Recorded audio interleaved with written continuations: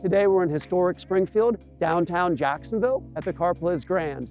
This is a property that we're restoring after decades of deferred maintenance. Historic buildings like this are very important. It's something that we're particularly passionate about, is renovating these old assets and doing adaptive reuse to bring them back into function. In this video, we're going to talk about how to acquire a distressed property at a low price and convert it into a performing asset that'll have an operating business running out of it. So let's go check it out. One of the key things about development is taking your expertise, what you're passionate about, your relationships and your energy, and applying that towards not just renovating properties, but creating businesses and investing in the people that will help run it and bring the whole thing together for the community and for the actual asset. In this particular scenario, you're taking a property that's at a low acquisition basis due to all the deferred maintenance, figuring out what those renovations are in order to stabilize it, and then figure out how to make it a cash flowing investment going forward. Given the very unique space, it could become an office use for an architect or a lawyer, a tech company, or it could become a restaurant. But what we're excited about currently doing is keeping it its most original form, which is running it with all types of events, ranging from nonprofit through weddings, in order to start a business within the property after it's fully stabilized. We're here with Cheryl. We've had a lot of talks about a nonprofit and a for-profit and the importance of the significant investment that has to go in up front. Right. And that money has to be paid back. And that comes from the business that we're running going forward.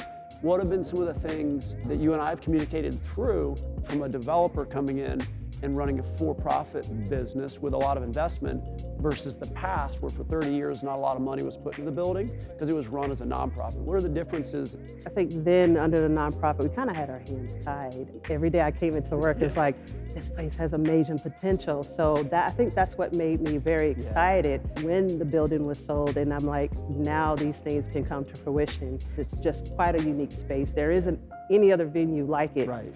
In all of Northeast Florida. The next 12 months are going to be really, really challenging because you got two things going. We have an investment in the property. We have several things going. We have investment in the property. We have investment in the outreach in the community. We have investment in starting a business that you're now going to be running going forward, and an investment in the people. And with like Andre and some of the different vendors and folks that you're going to be hiring below you, we acquired a property, but in reality, we're investing in a business. We're investing in the community.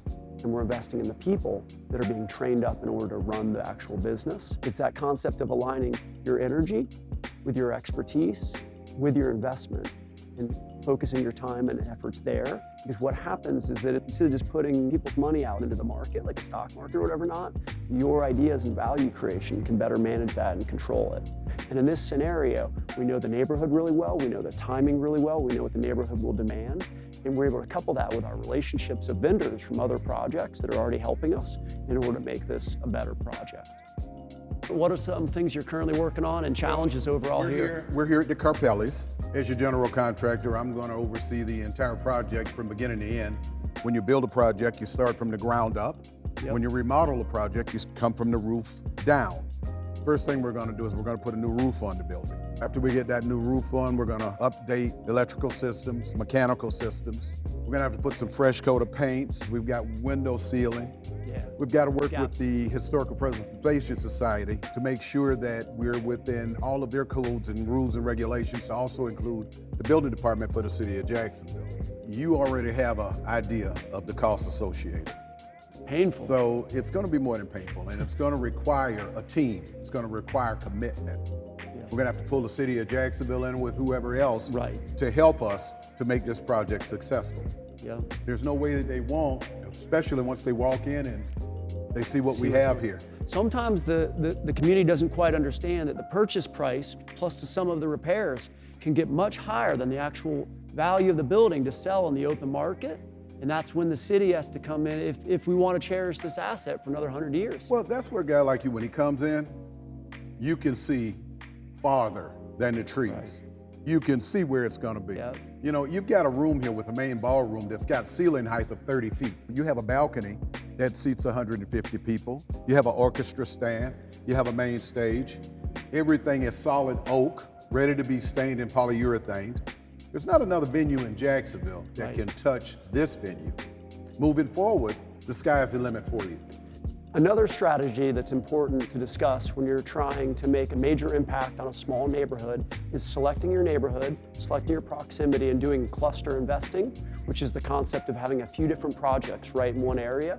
And when one of them rises, all ships rise and all the community rise with rising tides. And that's what we have here. We also have Springfield Lofts and the old Boys and Girls Club, the Beale Schoolhouse, and other investments right in this part of historic Springfield. And the concept is that we're off the Emerald Trail in the Henry Clutho Park, which is a trail that runs from downtown through historic Springfield, and we'll have the walkways, which is very important because all the different projects that we're working on is along that. And so when one of them has a coffee shop and an apartment building with new modern finishes and people hanging out and using the amenities, and then next door you have an event center and a coffee shop and a social club, the whole community and all the houses in between get engaged by the walkability and the different amenities that provides, and it makes the whole community more valuable and more livable and more enjoyable to be in.